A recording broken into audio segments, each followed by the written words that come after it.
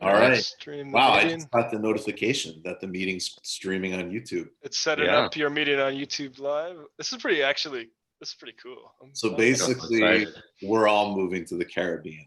We're I think here. so. We're here. We're on YouTube. Celebrate guys? good times. Hey, how's it going? Hey. People, I can't usually when I do these on my phone, I see like a million comments and people. Oh yeah. Are you seeing that, Matt? Are you seeing people show up and stuff?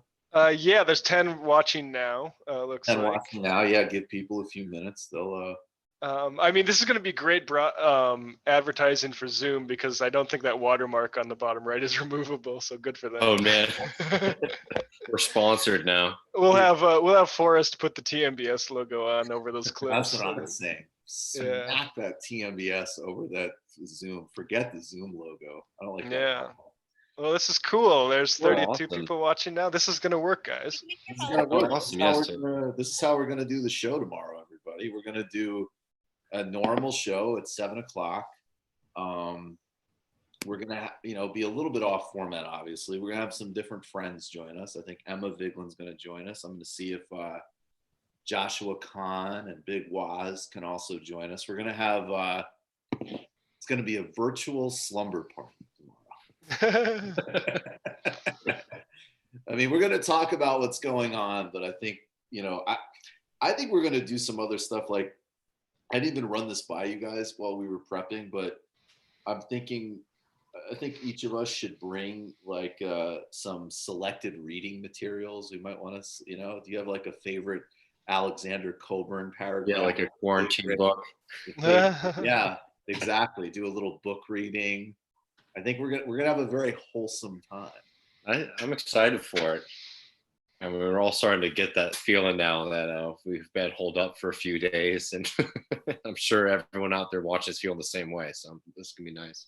Yeah. How people in the chat how are you feeling about being stuck inside all the time? I'm already feeling a little bit like yesterday. I'm like, if we're inside for 2 weeks, it's gonna be, I don't know. Because like, what do they say in San Francisco? You can't go except for emergencies now. You can't leave. Mm-hmm. Yeah. I think that's gonna happen. What's an emergency? Well, yeah. We're running out of beer. That's been my sort of question. I know. I mean, you have to stock up on essential supplies at a time like this. Right. This is definitely essential supply stocking. I don't know. I mean, have you guys been going out? Like, obviously, nobody's going to restaurants or bars or doing anything dumb. But I mean, I did like two. Taking walks, taking runs. I mean, going outside is not, unless it's like a packed area. Going outside is fine. Right. But yeah, I've just been making trips to the grocery store basically. Yeah, which is an experience, man. Yeah. It's been interesting. It's interesting to see what things get sort of ripped from the shelves immediately and what things are hanging out for a while. What do you see? This is anthropological insight right here. Honestly, it is. What does that tell us about America? I've been feeling very lucky that all these years of learning how to do like Tex-Mex, Texas cooking, because all the Mexican aisles completely stocked. So I got all these peppers and masa. Like, I'm gonna be eating well for a while, but Jesus Christ, I mean, flour's gone, was completely gone. I couldn't get any sugar or anything like that. Right. People are nice, I have to say. Like, it's scary because I'll be honest, like I've seen this before, like before hurricanes or things like that, but like something that feels sort of like ominous like this, because like if you're waiting for a hurricane, it's going to come in like a day or something like that. We don't know when like this pandemic or whatever is going to hit necessarily, so it's just a little bit freaky and eerie to walk through the grocery stores. But everyone's been really nice. Like, I guess what I'm saying is, like, I haven't seen any horrifying stories or. Yeah, it seems like the horrifying stories are going to come with the hospitals. Like, I think Hayes tweeted out something about like a ER person, like, man, it really hit us today. And I feel like it's just going to continue. Like, that's what I'm worried about, is like, if already at the end of this week, they're saying like, we're at capacity. Mm-hmm. And then all of a sudden we don't have enough respirators. Like, I don't know. It's disgusting. Like, Trump apparently on a call to state said like, if you can get out and get the respirators yourself, do it. And it's like, and we can't just decide to make these fucking things. That is the perfect endpoint, though, of like this is what we have been practicing doing for decades, you know. Yeah. Like, and not that it makes it any less scary, and not to like intellectualize it, but it's like there comes a certain point where it's like there is a consequence to these policies. There is a consequence to gutting public health, you know. A lot of people never thought that they could run into a scenario where a loved one that they're very close to all of a sudden can't get a respirator and they're having trouble breathing, right? Like, or whatever type of medical resource crunch we're gonna hit. Yeah. I also want to just say, like, you know, real like sanctions in this context are genocidal. I mean, what we are responsible for in Iran right now should be at the top of everybody's minds. I also, and it's also that, you know, this is, I think I can get into like a really groovy headspace when I think about interdependence. And I do think that, like, if we really thought about how connected we are to each other on a material level and so on, it could probably engender some empathy and you know, good states. And that's like the kind of Buddhist in me. But there is also like, it is really interesting how much like some of America's like deepest delusions about like the individual are just like, I'm in no way praising, like, I don't, you know, I think South Korea is probably the closest happening in the world today to like the model we'd like to see in response to this crisis. And like, it's a socialized open society in a lot of ways. But, you know, you just see like in Singapore and China and Vietnam, which are places I'm not valorizing, but there's just a total kick-in response because of like government policies. And I think also some cultural context of understanding interdependence and community from also like a self-interested perspective. Like it is amazing. Like we'll pull it for tomorrow for the main show, but I saw this tweet. It's probably just some like total Silicon Valley goofball who like, you know, optimizes synergies for, I mean, actually he's probably involved in launching Zoom. And he's just like, every restaurant being shut down, that is a massive overreaction. Some people don't have groceries. And it's like, okay. And then the second one is like, some don't know how to cook. Honestly, you spend a lot of time with guys my age, you find that that's definitely true. Yeah, but it's just, I just love that, like, it's so embedded that like, hey, look, I get it, but my like little personal reality should not be bothered here, you know? Yeah. That's gonna be a lot of pancetta omelets for me. Yeah, it's gonna be a lot of pasta. Definitely not on the same. I've got into oatmeal too, which just right at the right time, because I feel like that sort of, it feels like I'm doing a Jim Baker food bucket, but Jesus Christ, do we still have that at the studio? We might need to. Feels like that. I was telling Michael, like, we might want to consider if we put that Jim Baker food bucket in that little studio, return to that. I think I sent you all this, but you know, Jim Baker's getting sued in Missouri right now because for coronavirus stuff. Yes, coronavirus cures. Didn't he get like specific? I think he and like Tish James, the New York Attorney General, I think she has specifically told Alex Jones to stop whatever Alex Jones is saying about the coronavirus. Like, I think Alex Jones is selling a toothpaste that will knock it out of your system. Yeah. This morning I saw on Fox News, it's like Dr. Oz, the DIY coronavirus vaccine on Fox News, and I'm like, holy fucking shit, are you serious? And it was just wash your hands. So it's like bullshit clickbait. It wasn't even something worth. I thought it was going to be like cucumber and like, I don't know. No, that sounds that's a super Dr. Oz move. No, he's not. He's not. television and tell people to like shoot like an aromatherapy spray on their face right now. Yeah. I will, speaking of which though, not necessarily related to those, people try to make it related. I am accepting apologies for all people that fucking slandered my girl Marianne and simped for Elizabeth Warren. Yeah, speaking of woo. I like Killing it. Yeah, no, I agree. That's good. That's a good JFK quote. I like what Yeah. Corey Pine said. Like, look what happened to JFK. But you know, Marianne is on point. So we'll still be able to. So yeah, I think we'll kind of have like this slumber party. I think patrons will get a couple of extra shows. yeah, we And can do these private too. We can do unlisted shows. So Mm-hmm. Oh, awesome. for post games. We'll do a lot. I'm really excited. We'll do one with Branko Marčičić about what did you guys think last night about just this one aspect of the debate? I mean, say whatever you want. I did a whole stream. I don't have to repeat myself. People already know what I thought. But Branko, who we'll have on, who wrote this really good book about Biden called Yesterday's Man, which I'm sure, you should go order that book from Pals or related independent booksellers. But he was pointing out that the fact that Biden just lied like multiple times and did not do like the sort of massage lies that we're used to. Like he just lied about his record in almost a Trumpian way. Mm-hmm. And the fact that CNN obviously not only didn't call, I mean, CNN was essentially coordinating with him in that debate. Like there's some reporting that the whole, like, they knew he was going to say he was going to promise to have a woman VP, and like they set the question up.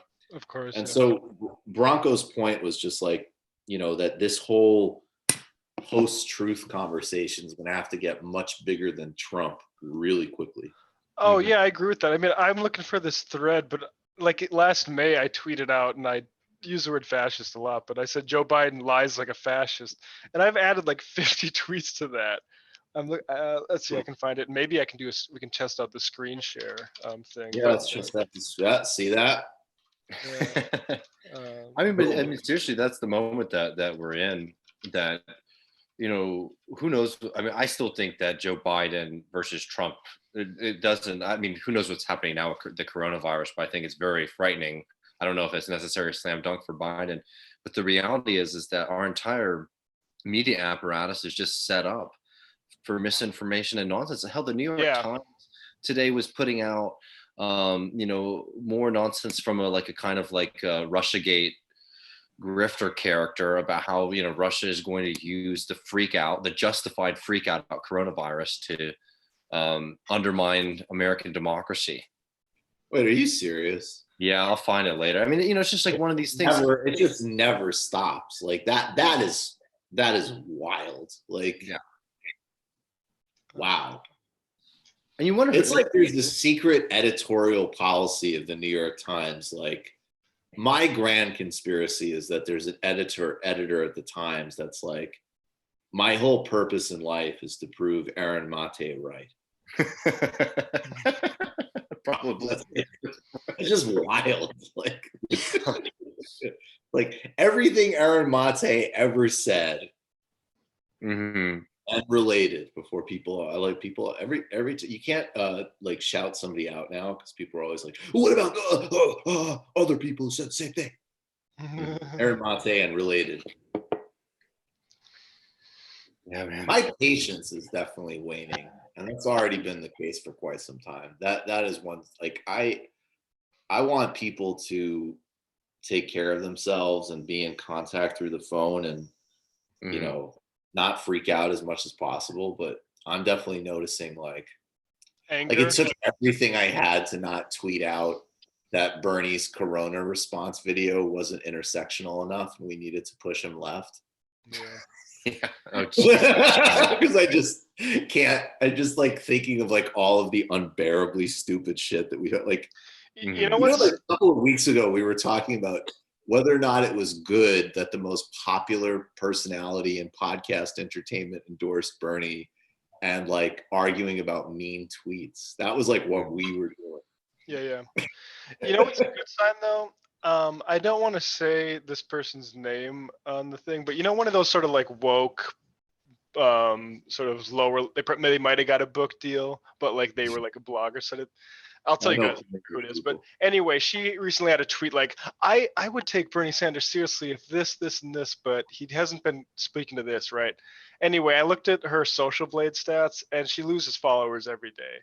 Like the market is Right. capped entirely on that shit. Those people are done. I think that's totally true. I mean, I think it's really, I mean, look, we got to get, I'm so proud of the conversation with Joanne Wiest on Sunday. And Oh I yeah. didn't even know, like, I heard her on Dead Pundit Society. It was a great conversation. That's how I found out about her. But like, her work is brilliant. And we're Mhm. going to try, we're going to have Adolph Reed on like once a month. I I like think that. he's down for it. And also, his son Torrey Reed just published a book that I'm really excited about. And I'm all ears. I keep saying, like, I really want like smart China perspectives, like that isn't like, oh my God, China's our savior and ignores all of the problems and abuses. But then on the other hand, like, I'm not interested in like, simp fear mongering about China either. I'm so glad that the word simp is back. I'm using that, like, I'm so excited to see that come back into the vernacular. I remember simp from years ago. Mhm. You know what I'm looking forward to the next few weeks, speaking of China, is just celebrating the medical advances or abilities of authoritarian regimes like Cuba. Did you see the thing about Bolsonaro's health minister's like, yeah, we're going to let the Cuban doctors back in? Yeah, I think so. Fucking idiots. Well, they need them there too, especially in Brazil. Oh, God. Yeah. I mean, Brazil is, I don't even want to speculate how bad that could get when you have, I mean, The Olympics starting, didn't clean everything up. The what Olympics is, didn't. The Olympics didn't leave them in a really good place for a pandemic. no, not quite. Shoot. But I mean, starting after the coup against Dilma, they've just devastated everything. And now, of course, like, they've got like, I was watching, they've got the closest Trump analog. Like, I was watching, I don't really go for this thing much, obviously, but how I've always been kind of uncomfortable with the comparisons between Trump and Boris Johnson, not because Boris Johnson is anything other than horrible, but they're very different in some ways. And I think we gotta, you know, be a little bit more careful about thinking these things out and just see. And they've had a bad response too, but the messaging of the fact that like all of his press conferences, he has like some chief medical officer and a science person next to him, and then just defers to them anytime the question gets technical. Whereas like Trump has those people and then has like like everybody, and then doesn't defer to them and then makes them shake his hand. Yeah. Oh yeah. The handshaking thing was the best. Did you see that the other day, Griscom? No, what happened? Trump did this big Corona press conference. Got some like, of the best got some of the best retailers around. Oh, it was CVS and Walgreens. Got the retailers and lab people. Oh he yeah. literally, yeah, right. Like how pathetic a human can you be? Like, honestly, him thanking Walgreens and CVS, that should be what sinks his reelection. Well, I saw some of like the quotes from it too. Like they were treating it But like after it, David, real quick, just after it, after he did first of all, this is also the press conference where they're kind of being like, didn't you just like hug Bolsonaro and like, are you going to get tested? And he's just like, yeah, but if I get tested, it won't be because you asked me. Yeah, not for that reason, just because I feel like that it. reason. And then David, he made all of these guys shake his hands. One of them gave him an elbow. Oh my god! So all of these one of them gave him an elbow, but you can see these other CEOs are like terrified. I just like that kind of macho behavior. I really just don't understand at all. I mean, Trump literally stared into the sun during the eclipse. Remember? So yeah, but that's all these all these guys who sell brain pills now, or like like one of the libertarian candidates for president is like having a party in Detroit today. That was like a big hubbub because they're so tough they can't these viruses, these germs can't infect them and make them all sick. I mean, but there's like this. They might not. Like the three of us might very well not get that sick. The point is not fucking killing old people and immunity challenged people in your radius. Or wasting those resources for and us. wasting right. Like I don't. Yeah, no, I agree completely. But I know that it was weird. I saw that I didn't see the press conference, but I saw afterwards that like the Walgreens CEO or president was like using it as like an infomercial opportunity. They're like, when this nation is in crisis, it turns towards Walgreens. Oh yeah, hell yeah. It was like, we really live in hell. Like we Yeah. actually live in hell. It's like just repurpose like World War I poetry to be about like going to Walgreens. With this country's in crisis, they look towards Walgreens, low prices. Yeah. I mean, that's like another thing that I've been banging on about. But like, again, for people who want to romanticize China, like China silenced, they did silence a whistleblower. They like, again, like let's keep it real, 100% about China. And on the other hand, like this is one of those moments that like if we survive as a species, and somebody's writing about like power shifts and global prestige and this type of thing 75 years from now, the moment where the CEO of Walgreens is like, America turns to us, and Trump is forcing him to shake his hand or whatever, and then China has that video where the doctors are ripping the masks off in Wuhan province because they've contained it, and then a fleet of Chinese doctors are flying into Baghdad to help. That's the shift right there. Like the visual power of those things. Like I'm honestly I'm amazed by it. Like it is especially somebody, and like even that question at the debate, like what would you do to hold China accountable? It's just like such a. I would spank Xi. Yeah, exactly. Yeah, like, what are you talking about? Like, yeah, China did that, and you know what? Like some Italian scientific consortium just published an open letter being like, please listen to the Chinese doctors. Like the best case you could do, and only Bernie could do this, is like, South Korea should be the model because they have a great national health system and like a democracy. But everything else is just so delusional. It's like how is Joe Biden gonna like, lecture Deng Xiaoping, right?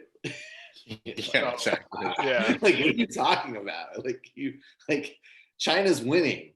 Like this is helping their global brand, and and it's not like they're doing a Matt Stoller thing, which I think has of course, like every country should have their own resilient supply of vaccines and medicines, obviously. But that would involve, going after pharma monopolies. So obviously nobody's going to do that. Except for Bernie. Yeah, do we want to talk about, or save it for tomorrow, about Tom Cotton and Mitt Romney flanking the Democrats? Mitt's like ethnic cousin. Yeah. It's like, hi, I'm Mitch Romney. I'm in a different business. No, let's talk about it for a few minutes. Well, explain it to people, and let's give our thoughts on that. Well, I mean, AOC had a decent tweet where it pointed out, Ro Khanna has something that will scale up to $6,000 a month based on need. I haven't looked into that. Maybe you guys have. But Romney himself came out in support of $1,000 a month. Is the Tom Cotton thing a UBI, or what does? I'm not actually.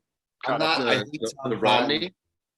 Romney's is a UBI, but Tom Cotton had something. I don't know what it was with regards to. But it was better than the Democrat, the House bill, basically. Do you have that tweet example of like basically like it's a 3-screen cap going around of essentially like, here's how the Republican Party formally moves to the left of the Democrats on economics, which is just what I thought. We'll find that in a second. What I thought when I saw that is that this is like, it's so disturbing because the most terrifying scenario when Trump first became president was that he just listened to Steve Bannon and he resisted like the traditional Republican leadership and was basically like, we're going to do some big picture, like we're going to do a Muslim ban. We're going to implement this like war on migrants and refugees and gin up fear and racism.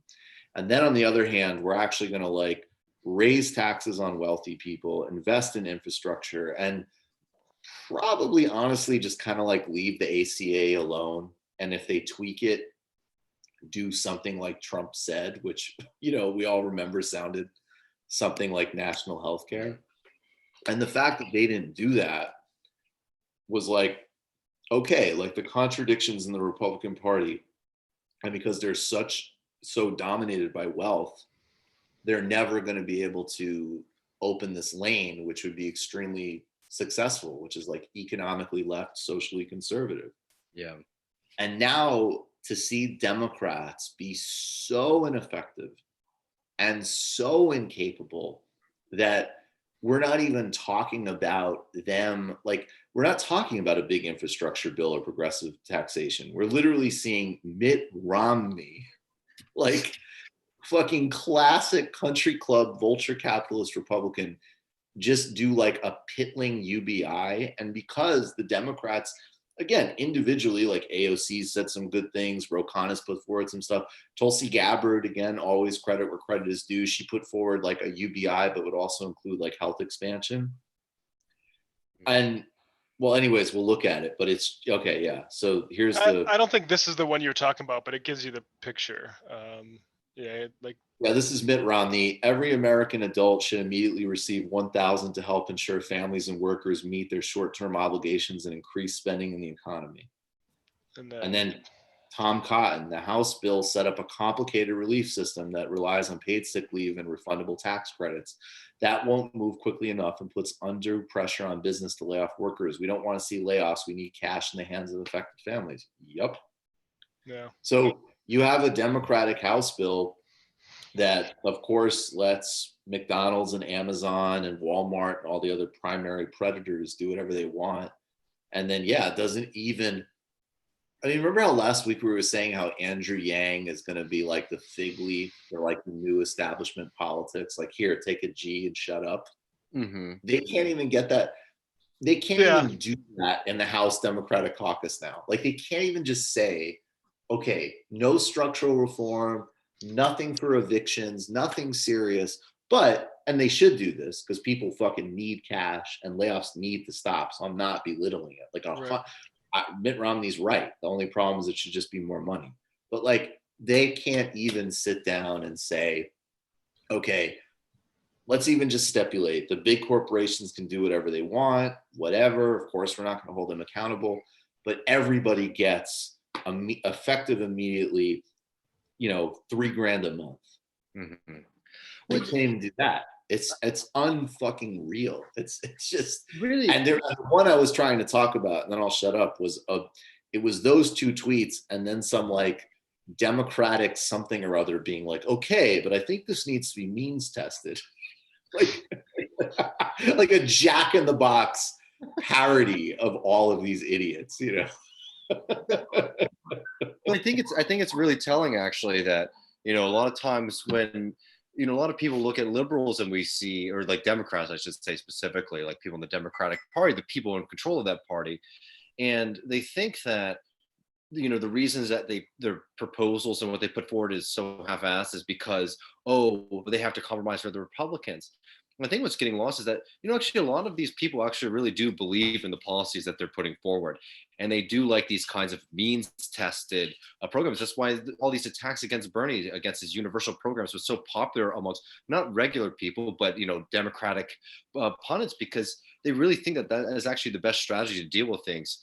And it's crazy to see the Republicans able to outflank them. But when you think about it like that, you can actually see where there's a rhetorical space for the Republicans to be able to do that, while the Democrats would have to walk back a lot of their nonsense that they've been pushing for decades.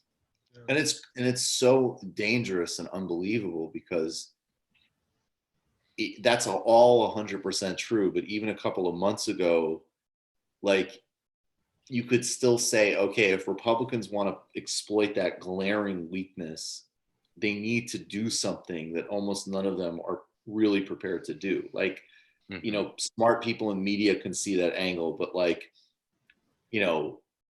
Republicans supporting like some type of serious healthcare expansion or infrastructure.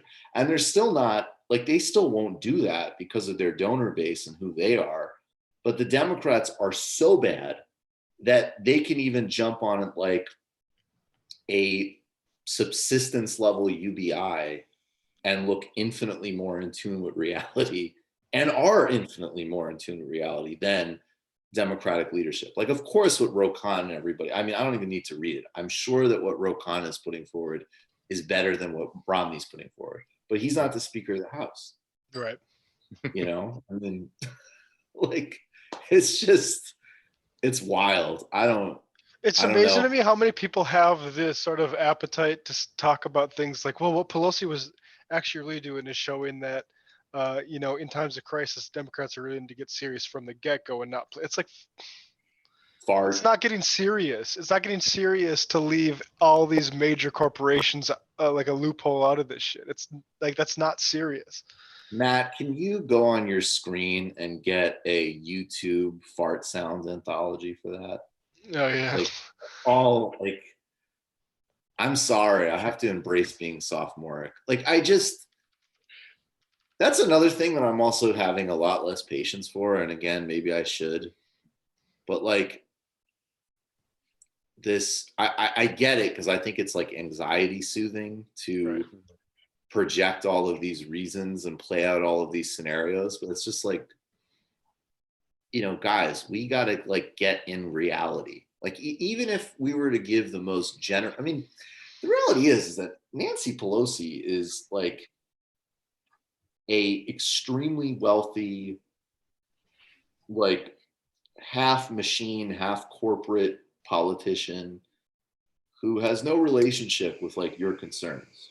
But whatever, even if you want to have like a nice, even if you want to say that she's amazing and she has great intentions and it's all beautiful, what are the results? Where are we at? So what is, I'm starting, it's almost like a meme. Like, it's like two people like sharing a lone respirator left in a bed at some like forsaken like health sanitarium and like a Children of Men world. And one of them's looking at their phone being like, I think what Pelosi was doing was trying to show that the Democrats are ready to compromise. Yeah. It's like, okay. Yeah. Do you want this fart noise? Yeah, I do. Okay, you guys gotta be quiet for a second here. 1 second. Wow, that works.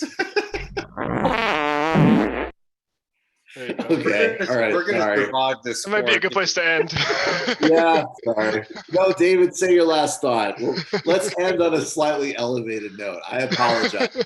I just, I think that's that's what every time I get like a question and or some like comment like Twitter like, weren't you wrong to say that Pete Buttigieg was wrong when he called for unity? Wouldn't it be nice to have some unity right about now? That's literally all I got left. I just got that soundboard for you. David, what were you gonna say, man? Oh, I mean, I honestly, that said it all. But these people have a complex. The Pelosi's have a complex, an inferiority complex about being wicked and cruel to the working class. And then the supporters have a complex about having to find an excuse for every wicked and cruel thing that Nancy Pelosi and those people do. Yeah. Wouldn't it be funny if a superhero movie actually worked like that, where it was like the Avengers actually were, or whatever the fuck, were just, they never rescued anybody. They just destroyed neighborhoods, got down with the villains, and they were just like, all right, you kidnapped a school bus full of school children. How about you take 2/3 of them and the rest you just permanently disable? And the villain's like, okay, how about I take 99 of them? How about I take 99% of them and disable 1% of them? And then the Avengers are like, deal. And then like all of the people, like all of the, like in the superhero movies, there's always like newspaper people that like earnestly cover the superheroes, and they're just like, well, I think and I'm mixing them all up now, but it's like, I think what Spider-Man was doing was trying to show that he's willing to negotiate. All right. He's an adult.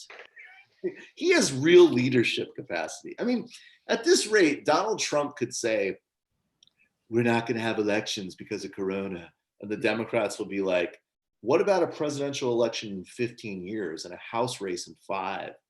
And he'll be like, how about 25-7, and I get immunity for killing someone on the White House lawn. And Nancy Pelosi's like, you, sir, are an idiot, and you have a deal. And then all these fucking idiots will be all over social media and cable being like, that's the kind of leadership we need. Oh, That's she just showed maturity.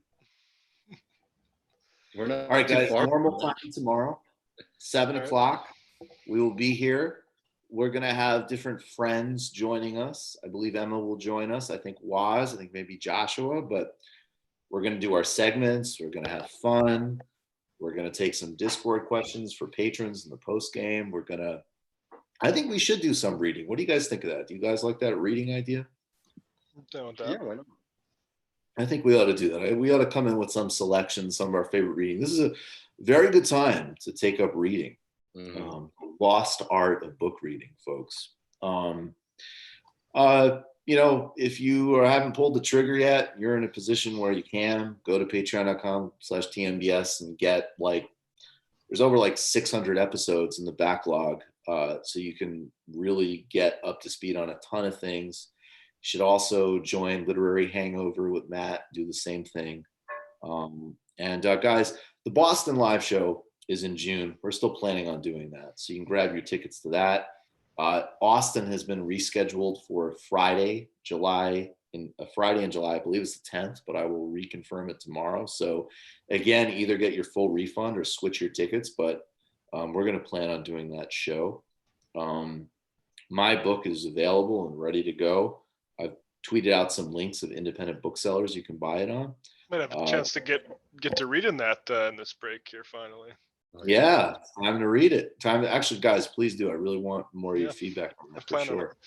All right, guys, we'll see y'all tomorrow, and much appreciated. And just Matt, just side note, I'm gonna be in touch with you in a couple hours on those scheduling those things for Thursday and Friday. Okay, sounds good. All right, I'm gonna end the meeting, guys. Peace out. All right, take care. Bye.